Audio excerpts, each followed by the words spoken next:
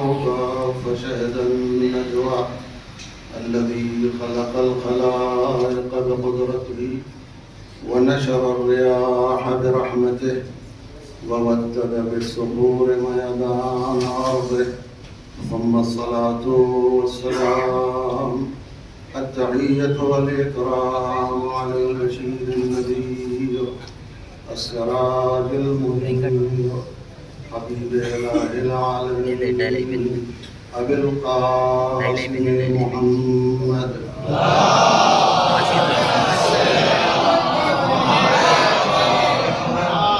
وعلى آله الأطيبين الأطهرين الأنجبين الذين أذهب الله عنهم الرجس وطهرهم تطهيرا.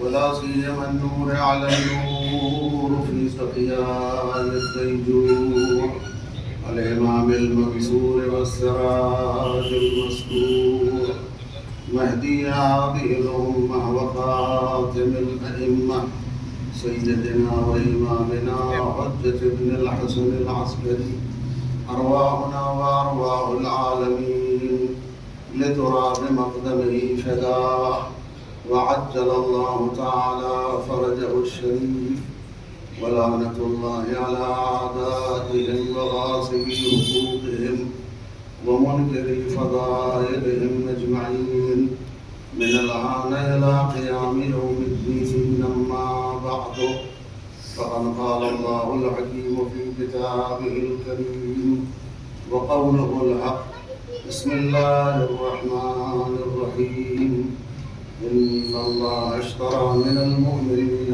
أنفسهم وأموالهم بأن لهم الجنة يقاتلون في سبيل الله فيقتلون ويقتلون وعدا عليه حقا في التوراة والإنجيل والقرآن. صلوات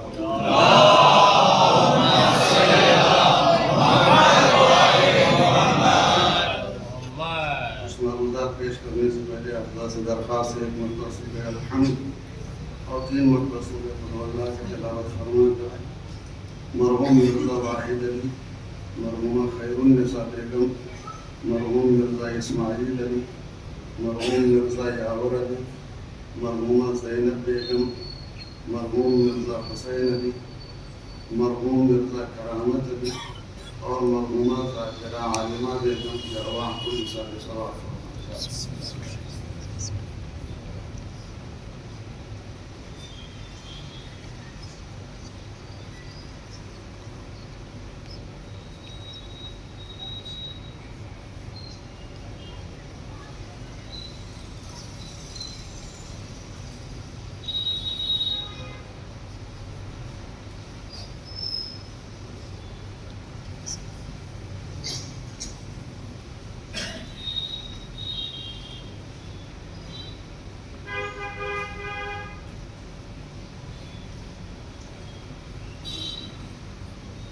مل جل کے صلوات.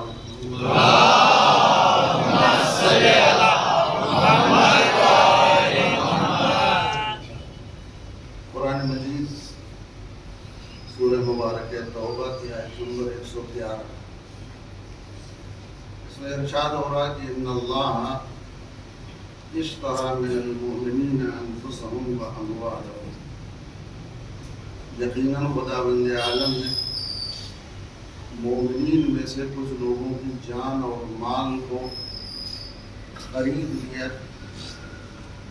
بأن لهم الجنہ، اس کے بدلے میں کہ انہیں جنت کا مالک بنائے گا، جنت دے گا. یقاتلون فی سبیل اللہ، اور ان مومنین کی خصوصیت یہ ہے کہ وہ اللہ کے راہ میں جہاد کرتے ہیں. فیقتلون ویقتلون، اور میدان کارزار میں قتل بھی کرتے ہیں اور خود قتل بھی ہو جاتے ہیں. وعدا علیہ حقا فی التوراۃ والانجیل والقرآن، اور اس چیز کا سچا وعدہ توریت، انجیل اور قرآن میں کیا گیا ہے. ومن اوفى بعهده من اللہ، اور کون ہے اللہ کے علاوہ جو اپنے وعدے کو پورا کر دکھائے. فاستبشروا ببائعکم بایعتم بہ، بس تم نے جو اللہ کے ساتھ یہ ڈیل کیا ہے، معاملہ کیا ہے، تو اس پر خوشی مناؤ. ذالک هو الفوز العظیم، یہی تو بہترین کامیابی ہے. یہ اس آیہ مبارکہ کا صاف صاف سیدھا سیدھا ترجمہ تھا کہ اللہ نے مومنین میں سے کچھ لوگوں کی جان اور مال دونوں کو خرید. من المومنین کی لفظ ہے، سارے مومنین کے جان و مال کا سودا اللہ نے نہیں. مومنین میں کچھ ایسے ہیں کہ جن کی جان کو بھی خریدا، ان کے مال کو خریدا، اس کے بدلے میں اللہ نے انہیں جنت دی. اور جنہوں نے اپنی جان و مال کا سودا کیا ہے اللہ سے، ان کی صفت یہ ہے وہ اللہ کی راہ میں قتال کرتے ہیں، اللہ کی راہ میں جہاد کرتے ہیں، اور میدان جہاد میں قتل بھی کرتے ہیں اور خود قتل بھی ہو جاتے ہیں. یہ آیہ مبارکہ ہمارے علماء سب کا تقریباً اتفاق ہے کہ یہ آیت امام حسین اور ان کے ساتھیوں کی شان میں نازل ہوئی. اس آیت کے مصداق کربلا والے، جن میں سید الشہداء اور ان کے ساتھ جنہوں نے اپنی جان اور مال کا نذرانہ پیش کیا، یہ آیت ان کی شان میں نازل ہوئی. آواز بلند کر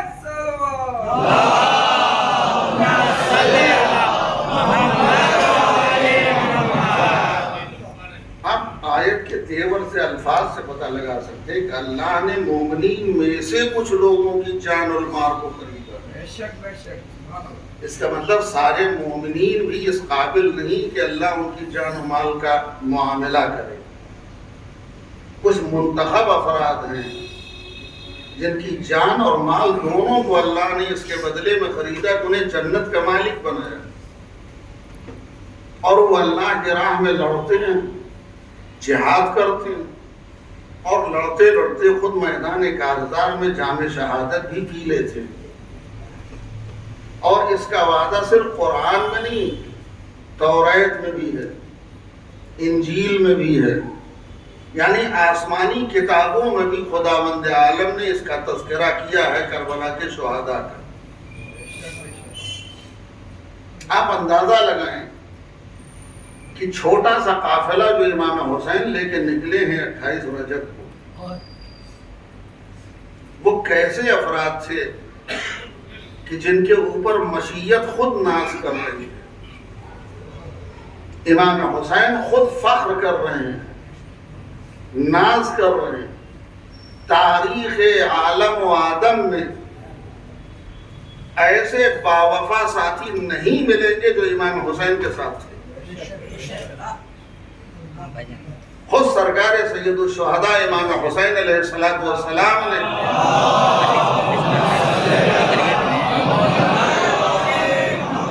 اس بات کی طرف اشارہ کرتے ہوئے فرمایا کہ جیسے ساتھی مجھے ملے،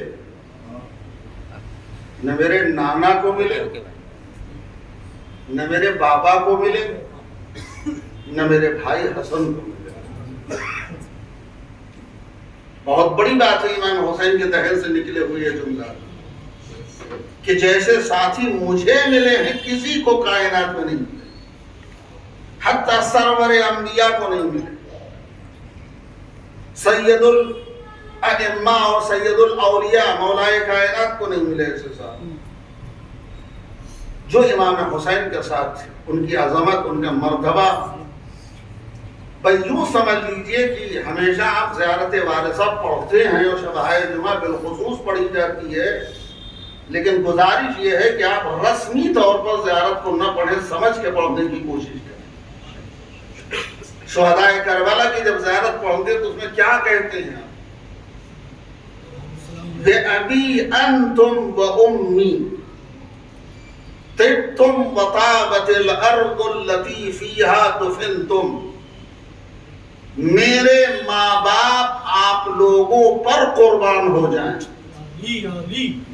کس کے لیے کہہ رہے ہیں؟ شہدائے کربلا.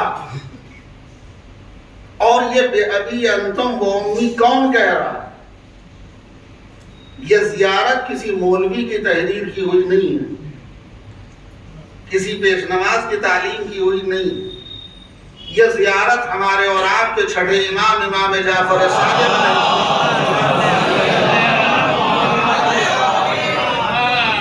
تعلیم کرتا زیارت ہے. امام معصوم حجت خدا چھٹے امام فرما رہے میرے ماں باپ تم پر صدقے ہو جائیں. اندازہ لگائیے اس جملے کی گہرائی. امام فرما رہے میرے ماں باپ تم لوگوں پر صدقے ہو جائیں، قربان ہو جائیں. تم سب پاک و پاکیزہ. وَطَابَتِ الْأَرْضُ الَّتِي فِيهَا دُفِنْتُمْ، وہ زمین پاک ہو گئی جہاں زمین میں تمہیں دفن کیا گیا. یا لیتنی کنت معکم فافوز معکم فوزا عظیما. امام فرماتے کاش ہم بھی تم لوگوں کے ساتھ ہوتے کربلا میں، تو جس کامیابی اور جس منزلے پہ تم فائز ہوئے ہو ہم بھی فائز ہو جاتے.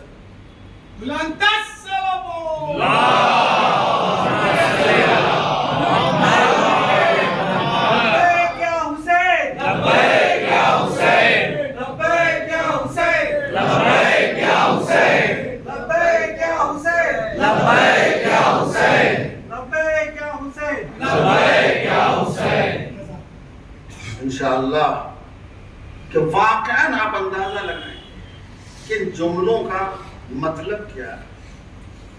خدا کا شکر ہے کہ اللہ نے ایسے گھر میں پیدا کیا جہاں اہل بیت مل گئے.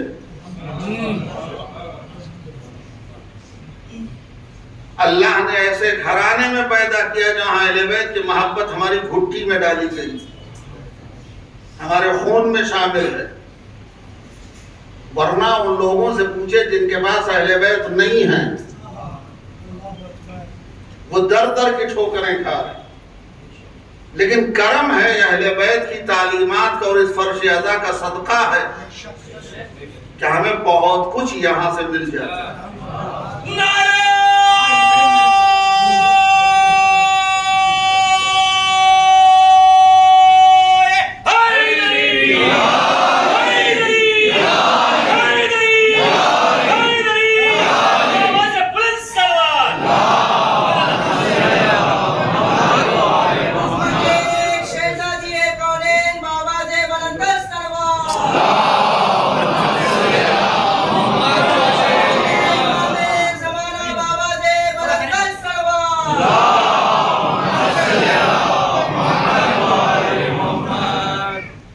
خطابت میں جملے نہیں عرض کر رہا ہوں، حقیقت ہے کہ ہمیں بہت کچھ اس فرش ازا سے ملتا ہے. ہم اس پر آتے ہیں تو ہماری روح تازہ ہو جاتی ہے، ہمیں جینے کا سلیقہ ملتا ہے، ہمیں زندگی گزارنے کا سلیقہ ملتا ہے. تو آپ اندازہ لگائیں کہ شہدائے کربلا کیسے تھے. بالخصوص امام حسین علیہ السلام کے ذات والا صفات کہ جس کو دنیا سمجھ نہیں سکے. حسین پیغمبر اسلام جس کی شان میں حدیثیں ارشاد فرما رہے ہیں ان الحسین مصباح الہدی و سفینۃ النجاۃ. یقیناً حسین ہدایت کا چراغ ہے اور نجات کی کشتی ہے. ہدایت کا چراغ حسین اور نجات کی کشتی حسین. یعنی اس کا مطلب پیغمبر نے واضح کر دیا دنیا والوں اگر تمہیں ہدایت چاہیے تو حسین کے دروازے پر آؤ، نجات چاہیے تو حسین کے دروازے پر آؤ. نہ حسین کے بغیر ہدایت مل سکتی ہے، نہ حسین کے بغیر نجات مل سکتی ہے.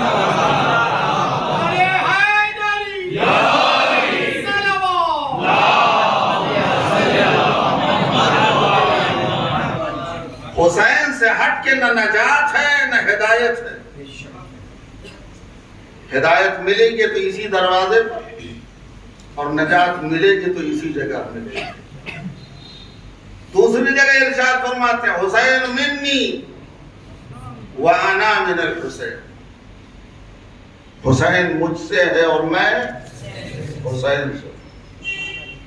کوئی اختلاف نہیں. فریقین نے نقل کیا، علماء اہل سنت نے بھی اس روایت کو نقل کیا ہے، شیعوں نے اس روایت کو نقل کیا ہے. کوئی اختلاف نہیں. حسین مجھ سے ہے اور میں حسین سے ہوں. دیکھیں کبھی کبھی ایسا ہوتا ہے کہ ہم لوگ بچپن سے سنتے چلے آئے ہیں یہ حدیث، ہمارے بچے کو یاد ہے، تو یہ مجلس کا صدقہ ہے کہ حسین مجھ سے ہے اور میں حسین سے ہوں. لیکن یہ حدیث یہیں پہ ختم نہیں ہوئی. حسین مجھ سے ہے میں حسین سے ہوں اسی پر ختم نہیں ہوئی. پیغمبر نے آگے ارشاد فرمایا احب اللہ من احب حسین حسین منی وانا من الحسین احب اللہ من احب حسین. یہ آخری والا فقرہ جو پیغمبر کی زبان سے نکلا احب اللہ من احب حسین، ہمارے علماء گرامر کے درمیان اختلاف ہے تھوڑا سا علمی. بعض علماء فرماتی ہے جملہ پیغمبر کا جملہ خبریہ ہے، بعض دوسرے علماء فرماتی ہے جملہ انشائیہ ہے. اگر جملہ خبریہ ہے تو اس کا ترجمہ کیا ہوگا، اور اگر جملہ انشائیہ ہے تو اس کا ترجمہ کیا ہوگا. اگر جملہ خبریہ ہے احب اللہ من احب حسین، تو اس کا ترجمہ یہ ہوگا کہ حسین مجھ سے ہے میں حسین سے ہوں، اللہ اس سے محبت کرتا ہے جو حسین سے محبت کرتے ہیں. خبر کا مطلب ہے کہ کوئی آ کر کے کسی چیز کے بارے میں آپ سے کچھ بتا دے. تو اگر اس کو جملہ خبریہ مانے تو اس کا ترجمہ یہ ہوگا کہ اللہ اس سے محبت کرتا ہے جو حسین سے محبت کرتے ہیں. لیکن دوسرے علماء نے فرمایا جملہ خبریہ نہیں جملہ انشائیہ ہے. تو اگر جملہ انشائیہ مان لیا جائے تو اس کی بہت سی قسمیں ہیں.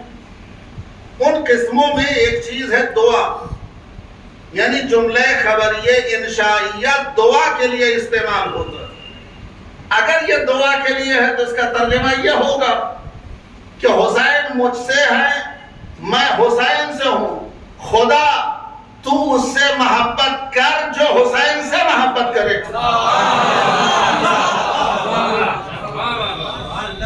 ترجمہ فرق ہو گیا. اگر خبریہ ہے تو ترجمہ یہ ہوگا اللہ اس سے محبت کرتا ہے جو حسین سے محبت کرتے. اور اگر جملہ انشائیہ ہے تو ترجمہ یہ ہوگا خدا تو اس سے محبت کر جو حسین سے محبت کرتے. یہ دعا ہے. مقام دعا میں پیغمبر نے ارشاد فرمایا دنیا میں کسی کی دعا قبول ہو یا نہ ہو، لیکن اس مجمع میں کسی کی ہمت ہے جو یہ کہے کہ رسول کی دعا قبول نہیں ہوگی. رسول وہ ہے کہ جس کے پاس اگر گنہگار آ جائے تو اللہ اس کو معاف کر دیتا ہے. قرآن کہہ رہا ہے وَلَوْ إِذْ ظَلَمُوا وَلَوْ أَنَّهُمْ إِذْ ظَلَمُوا جَاءُوكَ فَاسْتَغْفَرُوا اللَّهَ وَاسْتَغْفَرَ لَهُمُ الرَّسُولُ لَوَجَدُوا اللَّهَ تَوَّابًا رَحِيمًا. اگر آپ کی امت کے لوگ جنہوں نے اپنے نفسوں پر ظلم کیا، گناہ کیا، پیغمبر اگر یہ لوگ آپ کے پاس آ جائیں اور آپ کے پاس آنے کے بعد استغفار کریں، صرف ان کا استغفار کرنا کافی نہیں، وَاسْتَغْفَرَ لَهُمُ الرَّسُولُ، اور ہمارا رسول بھی ان کے لیے استغفار کر دے، تو تم پاؤ گے کہ دیکھو گے کہ اللہ کتنا معاف کرنے والا بخشنے والا ہے. تو جس کے پاس آ کر کے استغفار کریں اور رسول جس کے لیے استغفار کر دیں تو اللہ اس کے گناہ کو معاف کر دیتا ہے، اللہ اس کی دعا قبول کرتا ہے. تو جس کے حق میں رسول دعا کریں اللہ اس کی دعا قبول کرتا ہے. تو یہاں پر بھی تو حضور نے دعا ہی فرمائی ہے اللہ تو اس سے محبت کر جو حسین سے محبت کرتے ہیں۔ تو پیغمبر یا حسین یا حسین لبیک یا حسین لبیک یا حسین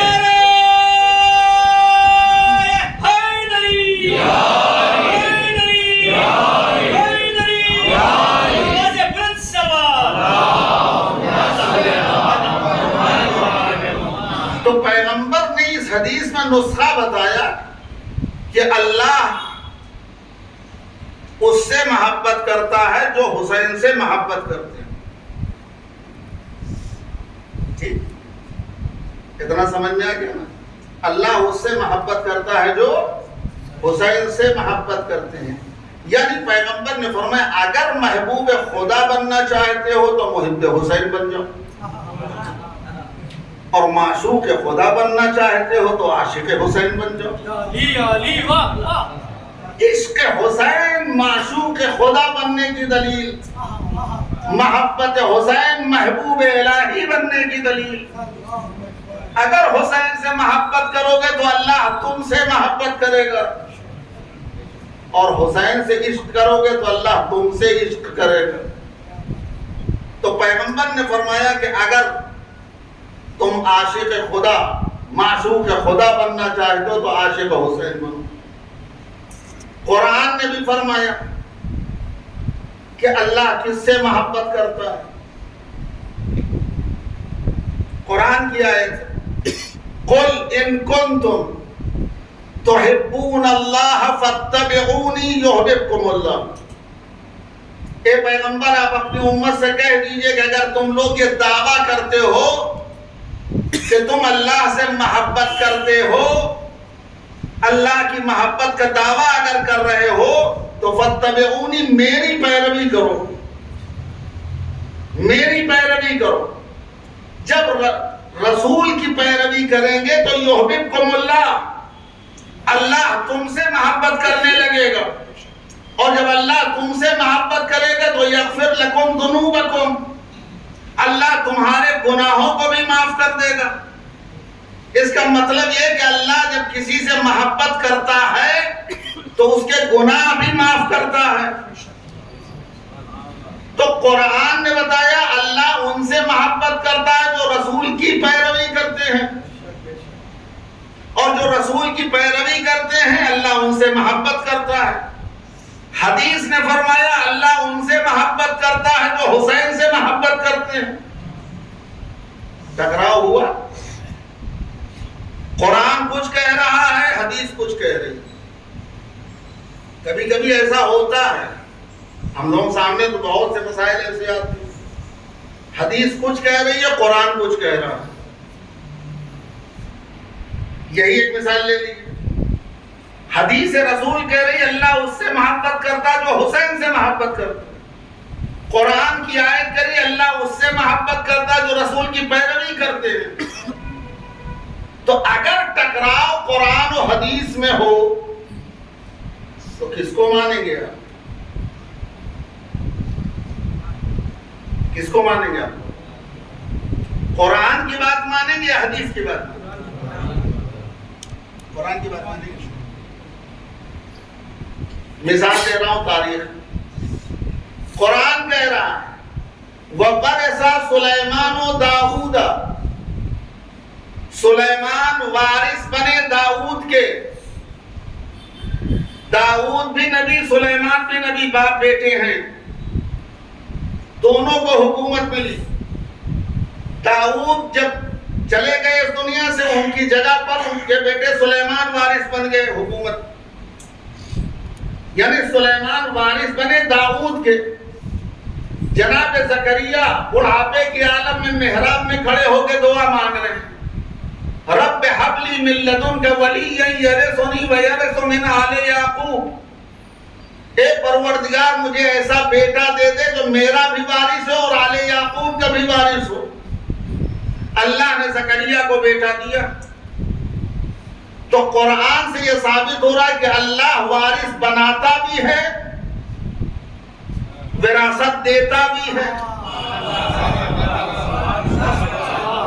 بات واضح ہو رہی ہے؟ قرآن سے یہ ثابت ہو رہا نبی وارث بنتا بھی ہے بناتا بھی ہے. اب یہاں پر حدیث آتی ہے، کچھ لوگ نقل کرتے ہیں کہ پیغمبر نے فرمایا نحن معاشر الانبیاء لا نرث ولا نورث بل ما ترکناہ صدقہ. ہم گروہ انبیاء وہ ہیں جو نہ وارث ہوتے ہیں نہ وارث بناتے ہیں، اور جو کچھ چھوڑ کے جاتے ہیں وہ صدقہ ہوتا ہے، امت کا حق ہے. یہ حدیث کب سنائی گئی؟ جب شہزادی اپنا حق دربار میں مانگنے کے لیے گئی تھی. جب شہزادی اپنا حق دربار میں مانگنے کے لیے گئی تو حق نہ دینے کی وجہ اور دلیل بنایا حدیث پیغمبر کو کہ پیغمبر نے فرمایا ہم گروہ انبیاء نہ وارث ہوتے ہیں نہ وارث بناتے ہیں. تو حدیث سے یہ ثابت ہو رہا ہے نبی نہ وارث ہوتا ہے نہ وارث بناتا ہے. لیکن قرآن کی دو آیت میں نے ابھی سنائی. قرآن کہہ رہا ہے نبی وارث بنتا بھی ہے بناتا بھی ہے. تو حدیث اور قرآن میں ٹکراؤ ہوا، آپ کس کو مانیں گے؟ بولیے قرآن کو مانیں گے نا. کیوں؟ اصول اہل بیت نے ہمیں دیا قاعدہ کہ ہم اہل بیت کبھی قرآن کے خلاف بولتے ہی نہیں.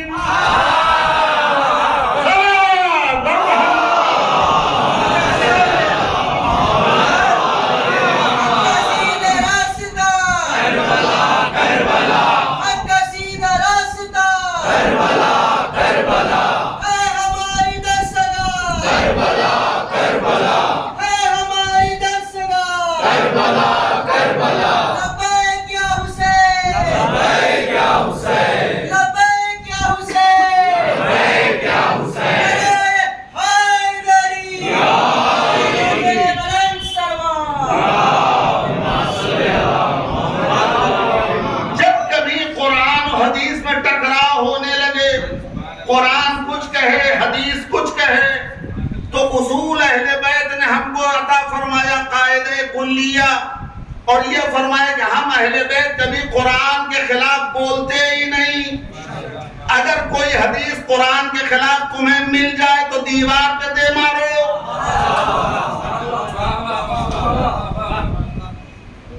فرمایا کہ اگر کوئی حدیث قرآن کے خلاف تمہیں مل جائے تو فضربوہ علی الجدار، اسے دیوار پہ دے مارو.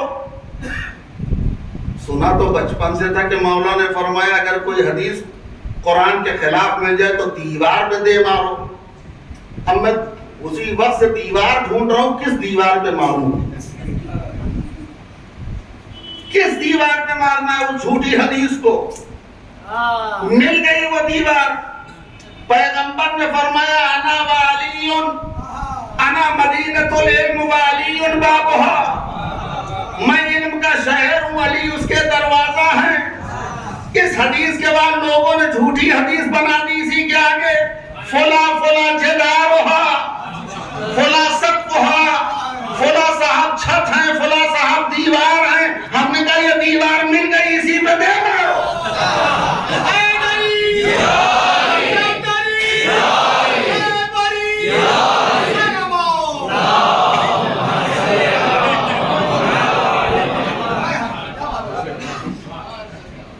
تو اصول یہ ملا کہ جب کبھی قرآن و حدیث میں ٹکراؤ ہو تو کس کو مانا جائے گا؟ قرآن. حدیث کو نہیں مانیں.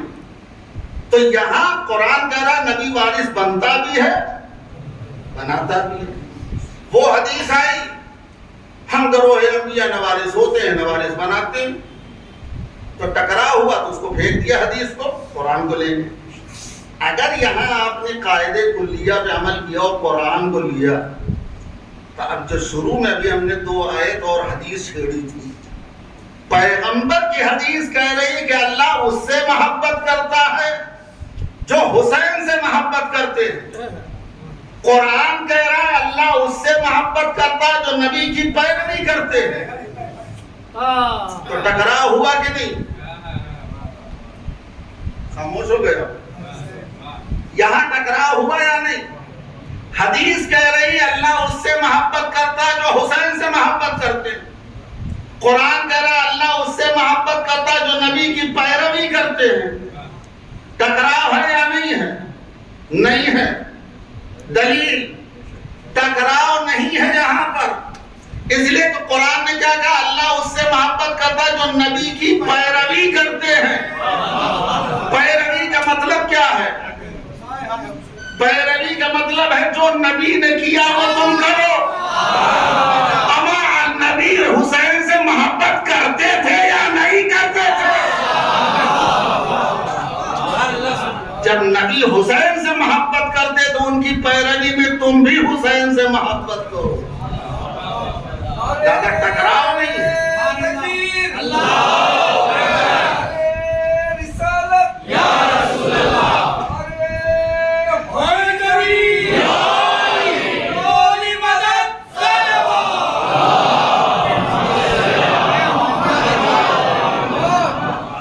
تو یہاں ٹکراؤ نہیں ہے.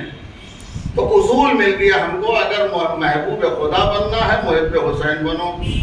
معشوق الہی بننا ہے عاشق حسین بنو.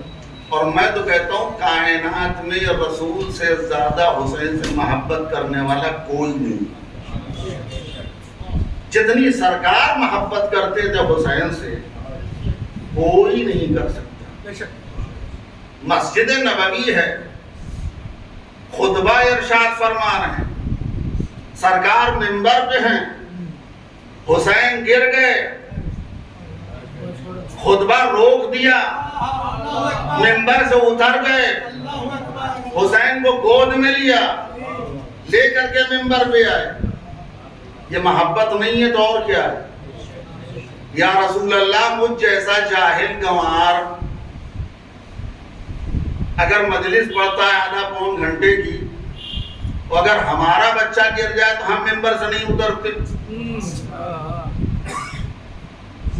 فرض کریں ہمارے ساتھ ہمارا بچہ آ گیا ہو جائے, ہم ممبر پہ بیٹھے مجلس پہ, وہ آیا گر گیا الجھ کے, کیا مجھے اترنا پڑے گا؟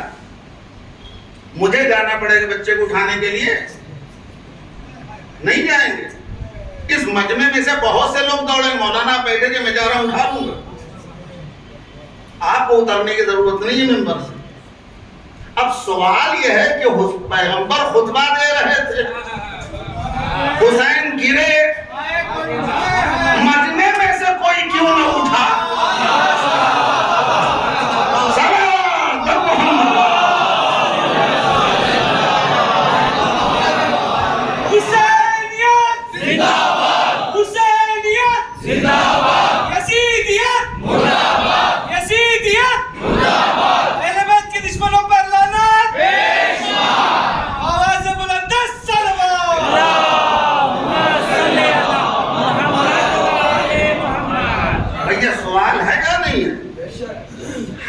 منبر پہ ہیں, ہمارا بچہ اگر گر جائے تو میں تو نہیں اتروں گا, اور آپ اترنے بھی نہیں دیں گے. بہت سے لوگ چاہنے والے دوڑیں گے, قبلہ بیٹھ گیا میں لا رہا ہوں. آخر سوال یہ ہے کہ حسین جب گرے تو کوئی دوڑا کیوں نہیں؟ حضور کو خطبہ توڑ کے اترنا کیوں پڑا منبر سے؟ کیا وجہ تھی؟ خدا کی قسم اس مجلس عزا کا صدقہ ہے جو ہم کو ہر مسئلے کا حل ملتا ہے. کیا وجہ تھی؟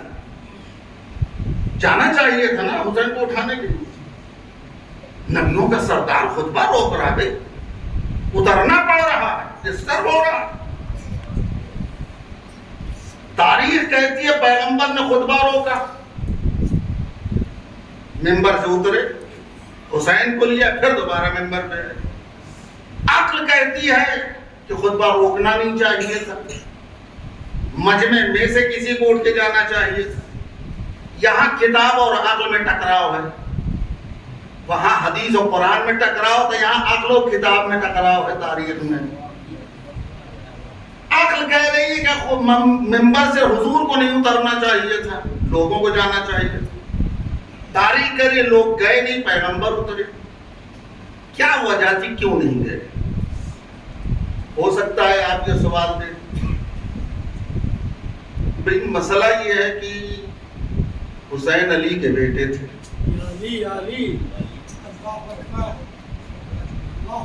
علی کے بیٹے تھے. اچھا علی کا بیٹا ہونا کوئی گناہ ہے؟ جرم ہے. علی کے دشمن سے مجمع ہوئی. اس لیے کہ اس مجمع میں جو رسول کے سامنے بیٹھے ہیں بہت سے ایسے ہیں جن کے خاندان والوں کو علی نے مارا ہے. کسی کے باپ کو مارا ہے, کسی کے ماموں کو مارا ہے, کسی کے چچا کو مارا ہے, کسی کے خاندان تحس نحس کر دیا ہے. وہ بھرے بیٹھے ہوں گے, جب حسین گر گا اچھا ہوا گر گیا نہیں اٹھاؤں. ہو سکتا ہے آپ یہ جواب دیں کہ علی کی دشمنی میں ہو سکتا ہے لوگ نہ اٹھے ہوں, لیکن یہ جواب قابل قبول نہیں ہے. اس لیے قابل قبول نہیں ہے, علی کی دشمنی بھی اگر تھی تو ہماری اردو میں ایک لفظ بولا جاتا ہے چاپلوسی. چاپلوسی دکھاوے کے خاطر, چونکہ پیغمبر موجود ہیں, حضور کی چاپلوسی میں اٹھ کے جانا چاہیے تھا. سرکار میں گیا لے آئے. تاریخ کہتی اس کے بھی نہیں گئے. ہو سکتا ہے آپ یہ کہیں گے علی کے دشمن تھے اس لیے. دوسرا سوال, جتنے بیٹھے تھے اس مجمع میں سب علی کے دشمن تھے؟ سب علی کے دشمن تھے. سلمان کہاں گئے تھے؟ ابو ذر کہاں گئے تھے؟ مقداد کہاں تھے؟ عمار کہاں تھے؟ یہ تو علی کے دشمن نہیں ہے. بھائی لوگ نہیں اٹھے علی کی دشمنی میں تو ان کو اٹھنا چاہیے تھا. سلمان و ابو ذر و مقداد و عمار کو اٹھنا چاہیے تھا. ہو سکتا ہے آپ جب میں ہو سکتا ہے اس دن پیغمبر کے خطبے میں یہ لوگ نہ رہے ہوں. ہو سکتا ہے حضور جب خطبہ دے رہے تھے یہ لوگ نہ رہے ہوں. یہ جواب بھی نہیں مانیں گے, اس لیے ہو ہی نہیں سکتا. پیغمبر خطبہ دے اور ان کے چاہنے والے مجلس سے دور ہو جائیں, غائب ہو جائے, ہو ہی نہیں سکتا. صرف ایک جواب بچتا ہے, وہ حقیقت یہی ہے. ہو سکتا ہے بہت سے لوگ اٹھنا چاہے ہوں, لیکن سرکار نے منع کر دیا ہوگا. میں کہوں گا حضور ان کو جانے دیجئے, اٹھا کے لے آئیں گے نواسے کو. کہا نہیں, یہی تو بہترین موقع ہے امامت کو پہچانوانے کا.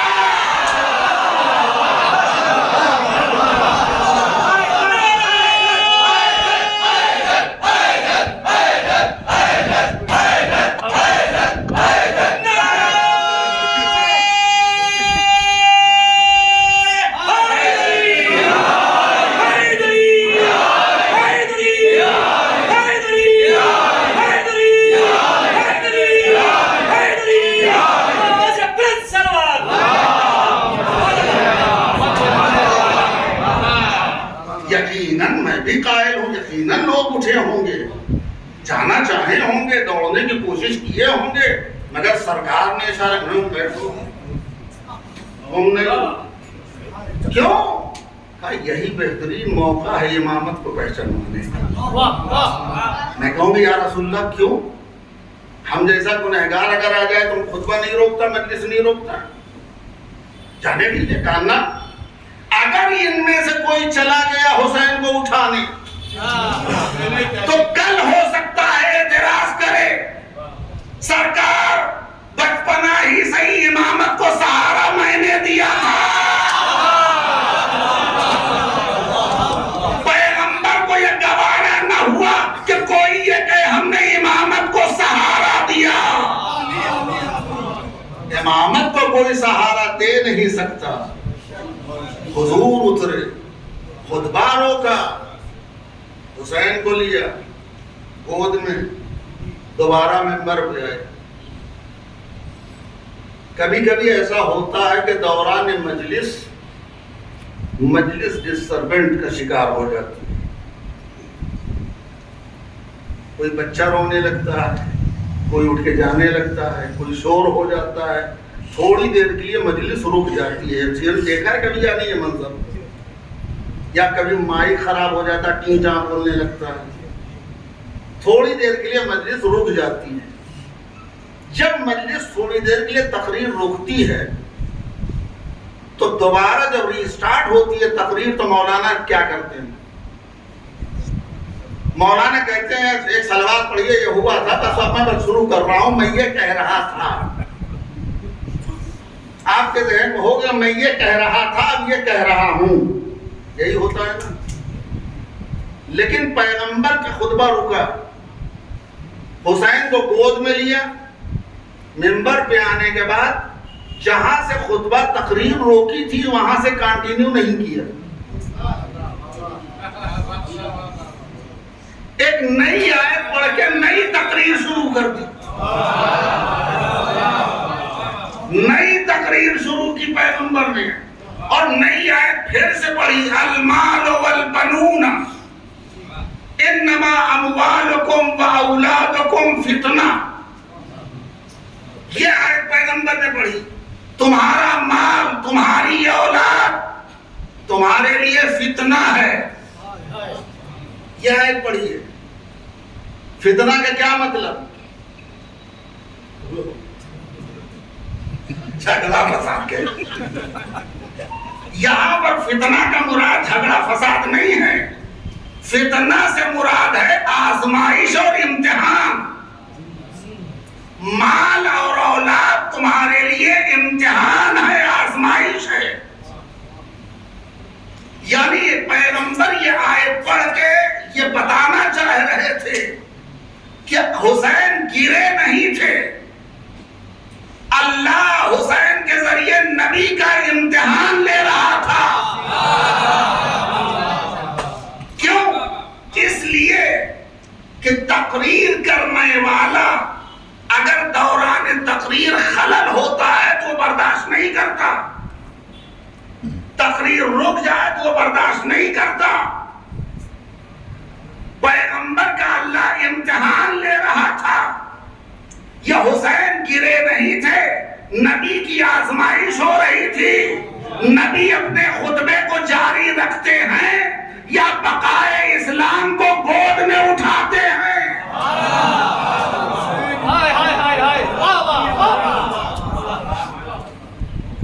حسین کو گود میں اٹھانا، حسین بقائے اسلام کی ضمانت ہے، اور حسین اس امتحان میں کامیاب ہوئے. رسول حسین کو گود میں لیا اور فرمایا مال اور اولاد تمہارے لیے آزمائش کا سبب. اللہ دولت دیتا ہے تو آزماتا ہے، اولاد دیتا ہے تو آزماتا ہے، فتنہ اور فساد نہیں، آزماتا ہے خدا دولت دے کر. اللہ نے دیا، دیکھے تم اللہ کے لیے کتنا کرتے ہو، اولاد تمہاری اللہ کے لیے کیا کام کرتے ہو. تو خدا رسول کا امتحان لے رہا تھا اور رسول امتحان میں کامیاب ہوئے، حسین کو گود میں اٹھا کر. اب آگے بڑھتے، لیکن دشمنی علی کہاں تک پہنچی تھی لوگوں کی.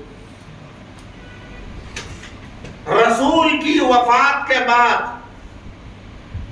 70 سال تک منبروں سے علی کو برا بھلا کہا گیا. 70 برس تک، ایک دو دن نہیں، ایک دو ہفتہ نہیں، 70 سال تک. اور اس کی بنیاد رکھی تھی حاکم شام نے. ہر نماز کے بعد علی پر تبرہ کرنا، لعنت بھیجنا واجب تھا ان کے یہاں. جمعے کے خطبے میں علی کے اوپر لعنت کرنا ضروری تھا ان کے یہاں. 70 برس تک علی کے خلاف منبر استعمال ہوئے. لیکن عزیزوں کاش میں اس بات کو واضح کر لے جاؤں، اسلام کا جو دائرہ ہے، جو مسلمان اپنے آپ کو کہلاتے ہیں، مسلمان 3 حصوں میں بٹے ہیں. ایک وہ ہیں جو خلافت کے قائل ہیں رسول کے بعد، دوسرے وہ ہیں جو امامت کے قائل ہیں، تیسرے وہ ہیں جو صوفیت کے قائل ہیں. غور سے سنیے گا، پورا عالم اسلام 3 حصوں میں بٹا ہے. جو خلافت کے قائل ہیں وہ ہیں سنی، جو امامت کے قائل ہیں وہ شیعہ، جو امامت و خلافت دونوں کو مکس کر کے چلتے ہیں وہ ہیں صوفی. اس کے علاوہ اسلام کے جتنے فرقے ہیں دنیا میں یہ انہی تینوں میں سے نکلے ہیں. مثال سنیوں میں بہت سے فرقے نکلے ہیں، دیوبندی، بریلوی، وہابی، فلاں ڈھما، یہ وہ سجادہ نشین فلاں ہے یا نہیں؟ لیکن ایک فرقہ ہے اہل سنت والجماعت بس، باقی سب اسی کی شاخ ہیں. یہ خلافت کے قائل ہیں. شیعہ جو رسول کے بعد علی کو پہلا امام مانتا ہے، امامت کا سلسلہ. اس کے علاوہ کوئی چوتھا فرقہ اسلام کا بڑا نہیں ہے. اس میں ٹکڑے ہیں، شیعوں میں بھی نکلے زیدیہ، اسماعیلیہ، فلاں اور کون. صوفیوں میں بھی بہت سے ٹکڑے ہو گئے. لیکن اوریجنل پوری دنیا میں تین ہی مسلمان ہیں، تین طرح کے بڑے فرقے.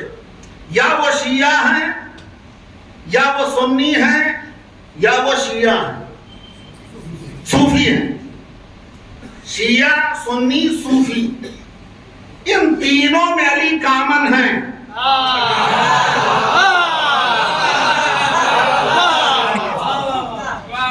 کسی سنی سے پوچھو علی کے بارے میں کیا خیال، کہے گا میرے چوتھے خلیفہ ہماری جان پر قربان، علی کے بغیر کچھ بھی نہیں ہو سکتا. کسی شیعہ سے پوچھو بھیا تمہارا کیا خیال علی کے بارے میں، ارے کیا سوال ہے، علی ہماری جان ہے، علی ہماری روح ہے، علی ہمارا سب کچھ. کسی صوفی سے پوچھو بھیا تمہارا کیا خیال، وہ کیا کہے گا، ولیوں کے ولی علی، پیروں کے پیر علی. یعنی نہ سنیت بغیر علی کے مکمل، نہ شیعت علی کے بغیر مکمل، نہ صوفیت علی کے بغیر مکمل. تینوں فرقوں میں علی قابل احترام ہیں. لیکن 70 برس تک جو ممبروں سے گالی دے رہے تھے وہ فرقہ کون سا ہے؟